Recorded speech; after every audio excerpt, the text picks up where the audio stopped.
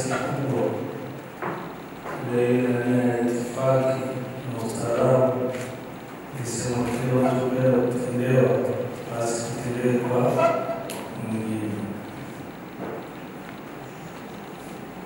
Hebu tujitahidi kuwatendea wale wenzetu walioko nyumbani kwa viwango ambavyo vinavyostahili.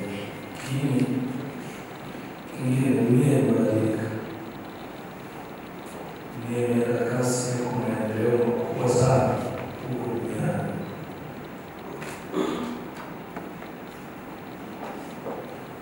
Ni ishara kwamba na sisi tunatakiwa tuende kasi sana.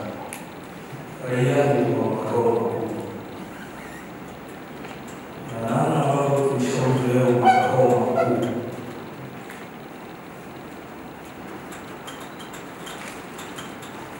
hata nafikiri ndio namna nzuri ya utekelezaji wa makuu.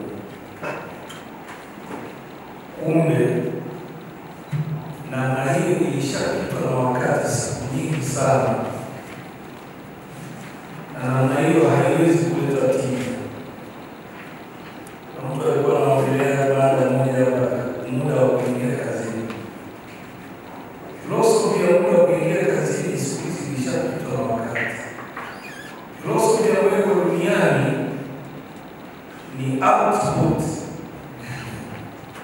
Unawezekana kuingia kazini saa 12 kutoka saa 2 usiku, lakini output yako ikawa tofauti na anaingia saa 8 akatoka 9:30, yaani saa 1:30 efficiency yake ikawa ni kubwa mno.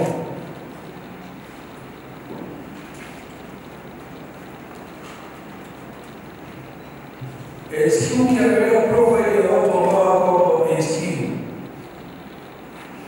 ni magenius. Hebu tuweke mazoea pembeni, tufikirie sana kwenye utekelezaji wa majukumu kwenye kiwango cha kisasa na kiwango bora, huku tukiwa tunachukuliana kila mtu ni binadamu na kila mtu ni mtu. Tumeelewana? Binadamu ana kinyongo, binadamu ana matamanio ya kufika hatua fulani, na binadamu hatabiriki. Sio? Basi leo inawezekana amepigwa na mtoto nyumbani, hasa wale watoto wakubwa, akiingia jua labda ya kumhendo aweze kufanya kazi vyema, na eneo la kazi lisiwe eneo la kilio na maisha. Kifanya hivyo tutamotivate watu kuweza kufanya kazi kwa kutumia. Nilitupia tu nafasi naomba nikuelekeze tu kwamba masuala ya mirathi sasa hivi hayapo tena huduma zile hadi kwa nyaraka ngumu kuja ofisini kwetu. Zote zinafanyika kupitia mtandao wa mfumo wa kielektroniki kama ilivyokuwa utaratibu wa mafao.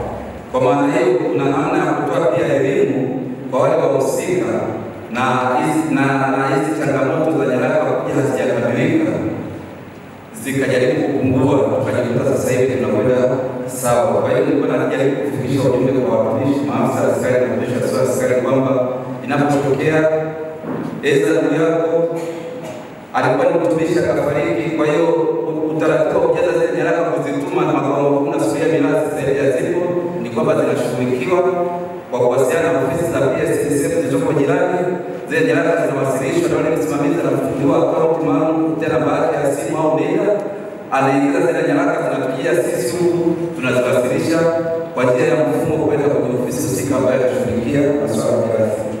Lakini lingine niongezee kwamba mabadiliko ya mfuko kwa sasa ni kwamba kwa mtumishi wote ambaye alistaafu kuanzia tarehe 1 mwezi wa kwanza 2025 ikatokea akafariki, hata kama alishastaafu na ameshalipa mafao yake, basi mfuko wa PSSF umeandaa utaratibu maalum wa kutoa rambirambi ya shilingi 500,000 kwa hiyo familia. Naomba nirudie, mtumishi ambaye amestaafu kuanzia tarehe 1 mwezi wa 5 mwezi wa kwanza 2025 na kuendelea, kuanzia hapo endapo atafariki, basi mfuko wa PSSF una utaratibu wa kutoa rambirambi ya shilingi 500,000 kwa wale wafiwa, na hii rambirambi inakuwa ndani ya siku 90. Baada ya muda huo rambirambi inakuwa haipo. Kwa hiyo huu ni ujumbe tu, kwa kuwa ukizaliwa lazima ufe. Ni masuala mazuri ya kuwajulisha wanafamilia. Siku ikitokea hilo, ndio kuna haki kwenda kupatikana. Lakini sio rambirambi tu 500,000 ambayo sasa imeshaingizwa kwenye sheria. Isipokuwa hapo pia kuna mirathi ya miezi 36. Kwa hiyo monthly take home ambayo pia itatolewa kwa ndugu. Sasa hiyo mirathi ni lazima ikafunguliwe. Isipokuwa rambirambi unapeleka taarifa au kibali cha mazishi kwamba ndugu yangu ametangazwa kwa mtumishi. Kwa hiyo rambirambi watakushughulikia kwa kile kibali au na barua kutoka kwa mwenyekiti wa kijiji au kata au katibu tarafa wote wa serikali, itakabidhiwa. Utaenda kwenye PSSF, watachukua taarifa zako, watakupa na utaratibu mwingine namna ya kushughulikia mirathi ya miezi 36 ambayo inahitaji tu sasa cheti cha kifo ambacho kitakuwa tayari na ile hati ya usimamizi na haina usumbufu.